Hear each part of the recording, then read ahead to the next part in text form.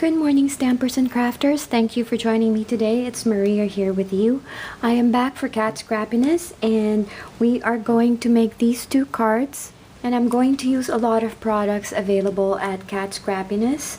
First, I'm using this stamp set called Fairy Dust. It's by Neat and Tangled. I'm using the Scalloped Edge dies by Cat Scrappiness. I am also using this never-ending dies, the rectangular ones. And I'm using this My Favorite Nut stamp set by Neat and Tangled. And this is still available at Cat Scrappiness, so if you guys have not ordered this before or if you missed out, just so you know, this is available at Cat Scrappiness. I'm using the Crystal Katana. I'm using this 4mm sparkling clear solid confetti, and I am using my new favorite stamp platform by Holtz. So everything that you see in this video is available at Cat Scrappiness, so let's get started with the tutorial. So for the sake of time, I have already colored my images with my Copic markers, and I ran them through my Xyron sticker maker to add adhesive to my images. And then I'm going to use the biggest of the never-ending rectangle dies by Cat Scrappiness to die cut my cardstock. And then I kind of missed this footage, I'm not sure why, but I have stamped my Stardust stamp on the cardstock and heat emboss them with white embossing powder. And now I'm going to use my Distress Oxide inks, Broken China, and the Citron one. I will of course put everything in the description box below for all the products that I have used. And I'm just sponging the Distress Oxide inks to my cardstock. I'm actually using Bristol Smooth white cardstock because it's easier to blend the distress inks in my opinion. And I'm going to use this Twisted Citron to add color to my cardstock. And then I'm going to use my Distress Spray to add water to my cardstock and then dab it with my paper towel to just get that amazing distress look.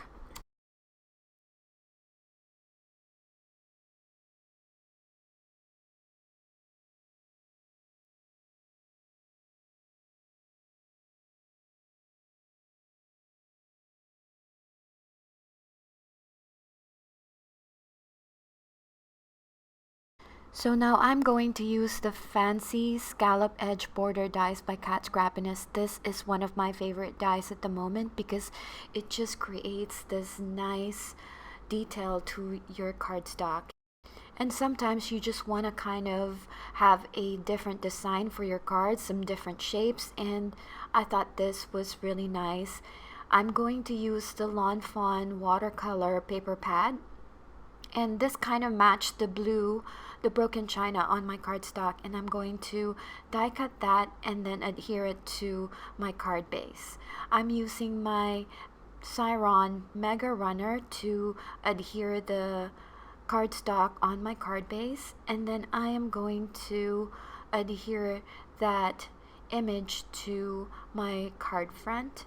Sometimes I really prefer using my sticker maker for this purpose because it just gives a nice coverage to your images. And now I'm using this Hugs die set by Honeybee, also available at the shop.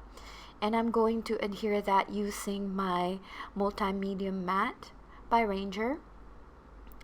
And I'm using the negative portion of my cardstock here just so I could get that die cut perfectly adhered to my card front.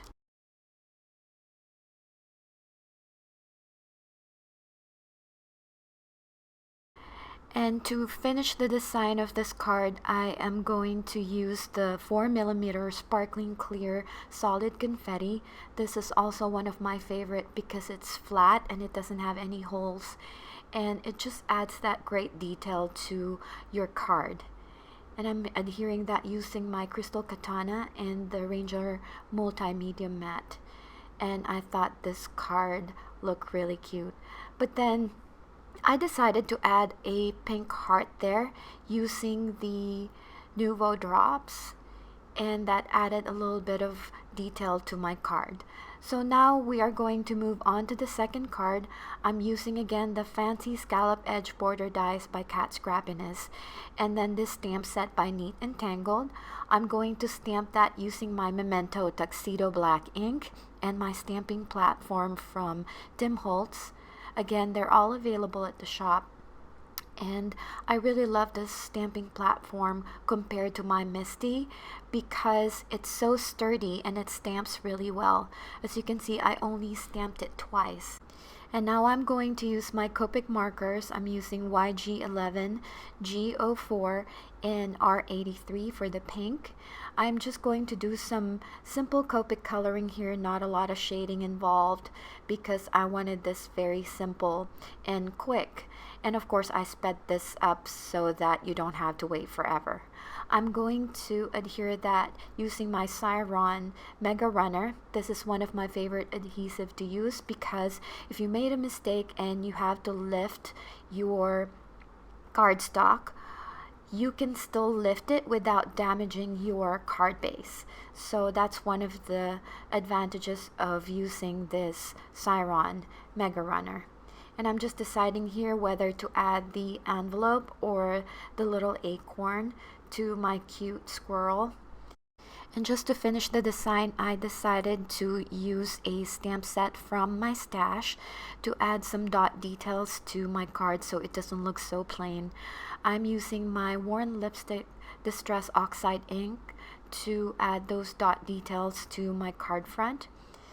And then I'm going to use my stamp platform again to stamp the sentiment on my card front. And I am going to use the Lawn Fawn Hippo ink to stamp the I love you sentiment on my card front.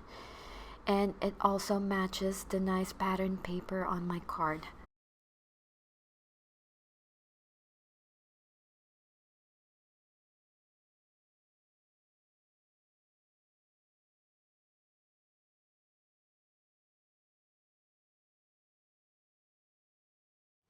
So here are the two cards that I made today, showcasing products from Scrappiness.com. If you have any questions, please leave me a comment down below.